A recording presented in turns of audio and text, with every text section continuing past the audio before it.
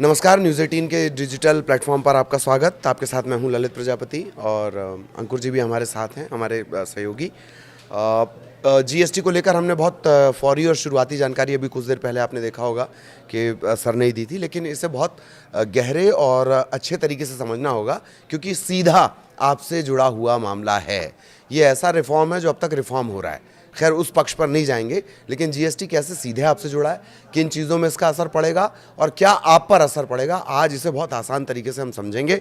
Sir सबसे पहले तो कि अभी तो जीओएम ने कह दिया है कि हाँ सरकार की जो सिफारिश हम उसके साथ हैं, तो कब तक ये ज़मीन पर आने की उम्मीद है और इसे कैसे देखा जाए? देखिए, जीओएम यानी कि ग्रुप ऑफ मिनिस्टर्स ने ये सिफारिश की है। तो आमतौर पर ये माना जाता है कि अगर जीओएम के बीच में सहमति बन गई है तो जीएसटी काउंसिल में भी ये सहमति बन जाएगी। यानी कि जीएसटी काउंसिल से एक बार अगर अप्रूव हो गया तो फिर उसमें कोई दिक्कत है नहीं। तो पहला तो ये है कि ये सरकार की मंशा को दिखाता है, क्योंकि ग्रुप ऑफ मिनिस्टर्स के जो अध्यक्ष थे सम्राट चौधरी, उन्होंने इसका एक तरह से बताया कि उन्होंने सहमति बना ली आपस में मंत्रियों के समूह ने।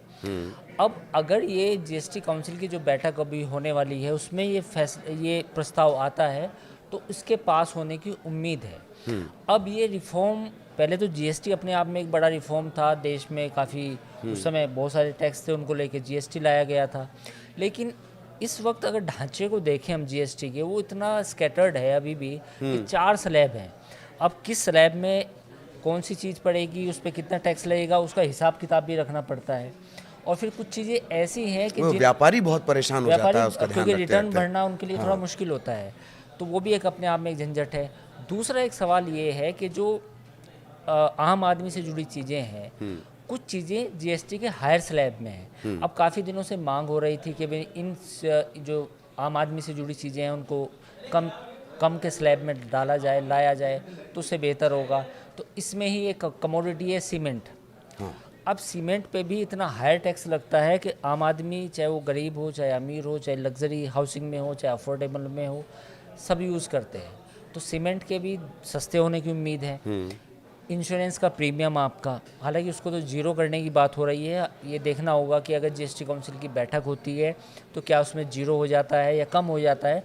लेकिन अगर 5% भी होगा तो काफ़ी बड़ी राहत होगी। यानी कि सीधा जो टैक्स है वो 3 गुना कम हो जाएगा लगभग।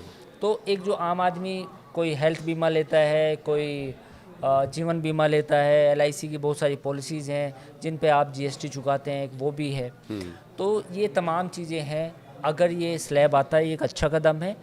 5% और 18% में चीज़ें अगर जाती हैं तो वो अच्छा है लॉन्ग टर्म में भी और कंपनियों के लिए भी। अब देखना ये भी होगा कि सितंबर तिमाही के बाद कंपनियों के मार्जिन सुधरेंगे, कंपनियां उसका फ़ायदा ग्राहकों को देंगी, कितना दे पाएंगी वो भी एक सवाल होगा। पर मोटा मोटा कुछ चीज़ें तो ज़रूर सस्ती हो जाएंगी। बिल्कुल, मोटा चीज़ें सस्ती हो जाएंगी। एक और बात भी है कि बार बार विपक्ष जो था वो इसे लेकर हमलावर भी था कि भाई फलां चीज़ आप गरीबों की बता रहे हैं और उस पर आपने 12%, 18%, 28% तक टैक्स लगा रखा है। कहीं ना कहीं वो मुद्दा भी वो एक बड़े मुद्दे की तरह हमेशा प्रेजेंट किया जाता रहा है। अब वो मुद्दा भी उनके हाथ से लगभग निकल गया। नहीं, वो बात तो है, लेकिन एक बात ये भी थी कि जीएसटी में को लेके जब शुरुआत इस कानून की हुई थी, अरुण जेटली इसको लेके आए थे, तब से जीएसटी में रिफॉर्म होते रहे हैं। तो कोई ऐसा तो नहीं है कि जीएसटी में जो कुछ है वो कोई पत्थर की लकीर है। अब ये 2 स्लैब हुए हैं, अगर कोई पार्टी या सरकार इतनी इंटेलिजेंसिया दिखाती है आने वाले समय में तो एक ही स्लैब हो तो वो भी हो सकता है, होने को कुछ भी हो सकता है। पर हाँ, मोटे मोटे तौर पर एक अब रीजनेबल स्लैब हमें नज़र आते हैं कि भाई या तो चीज़ें थोड़ी सी ज़्यादा ही सस्ती हों, 5% जो बेहद आम आदमी की ज़रूरत की हों, और जो हों उस पर 18% हो, काम चलाऊ है। अब कुछ चीज़ों पे 28% तक भी टैक्स था। और गाड़ियों की अगर हम बात करें तो गाड़ियाँ सस्ती हो सकती हैं, ऑटो कंपनियों को काफ़ी बड़ी राहत मिलेगी क्योंकि कुछ गाड़ियों पे 28% तक टैक्स लगता था। हालांकि लग्जरी कार भी एक बड़ा सेगमेंट है जिस पे 50% तक का टैक्स लगता था। यानी कि कार की कीमत का 50% आप देख लीजिए, तो वो भी करीब 40% लगेगा, तो शायद 10% वहाँ भी राहत है। तो ये एक मुझे लगता है कि जो 15 अगस्त को प्रधानमंत्री ने जो लाल किले से अपने भाषण में जिसका जिक्र किया था, वो बात यही थी। उन्होंने कहा था कि दिवाली का तोहफा मिलने वाला है, तो ये तोहफा ही है। क्योंकि बहुत सारी आम आदमी से जुड़ी चीज़ें जो हैं वो सस्ती हो सकती हैं, इसमें कोई दो राय नहीं है, बशर्ते कंपनियां अपना सारा जो उनको टैक्स में बचत होगी वो कंज्यूमर को पास ऑन करें। और दूसरा इसका एक बहुत बड़ा एंगल रहा टैक्स को लेकर, उससे पब्लिक तो डायरेक्ट नहीं जुड़ी हुई है, लेकिन जिस दुकान से आप सामान खरीदते हैं उसके लिए इस डाटा को मैनेज करना, इतने स्लैब को मैनेज करना बड़ा कठिन हो रहा था। उस दिशा में भी ये बड़ा होगा, कम से कम व्यापारी तबका एक बहुत बड़ा। हाँ, बिल्कुल। जीएसटी का रिटर्न फाइल करना अपने आप में एक चुनौती रहती है एक आम ट्रेडर के लिए, एक आम व्यापारी के लिए। तो जाहिर है कि इसमें रिफॉर्म हो रहा है, तो हालांकि अब बहुत सारी इनपुट टैक्स क्रेडिट को लेके भी लोग सुझाव दे रहे हैं कि इसको भी या तो ख़त्म किया जाए या इसका रूप बदला जाए। तो ये तो आने वाला वक्त बताएगा, लेकिन हाँ, जीएसटी जितना सिंप्लीफाई हो उतना बेहतर है, क्योंकि आप एक आम दुकानदार अगर वो जीएसटी फाइल करता है तो उसकी काफ़ी एनर्जी, समय, फिर वो अगर और वो भी तब जबकि हमारे यहाँ दुकानदार हम ये सबके लिए नहीं कह सकते कि वो बहुत ज़्यादा पढ़े लिखे हैं, या टैक्सेशन जैसी चीज़ें, कराधान जैसी चीज़ें उनके दिमाग में हैं। तो अगर वो भी किसी सीए की मदद लेते हैं तो उनकी वहाँ भी कॉस्ट बढ़ती है। तो मुझे लगता है कि ठीक है, जीएसटी में और रिफॉर्म आगे भी होने चाहिए, चाहे वो इनपुट टैक्स क्रेडिट को लेके हो या फिर किसी और चीज़ों को लेके या रिटर्न फाइलिंग को लेके। तो ये दो वो एरिया और बाकी हैं अभी जिन पर अभी काम करने की ज़रूरत है। तो ये वो चीज़ है जो सीधे आप पर असर डालेगी। इसमें हालांकि जैसे जैसे आगे चीज़ें आती जाएंगी, और जैसा कि आपने अभी जिक्र भी किया, मेरा ख्याल है सारा कैलकुलेशन के बाद ही प्रधानमंत्री जी ने कहा था कि तोहफा दिवाली पे मिलेगा। वजह भी क्या है, अब मैं बता भी देता हूँ।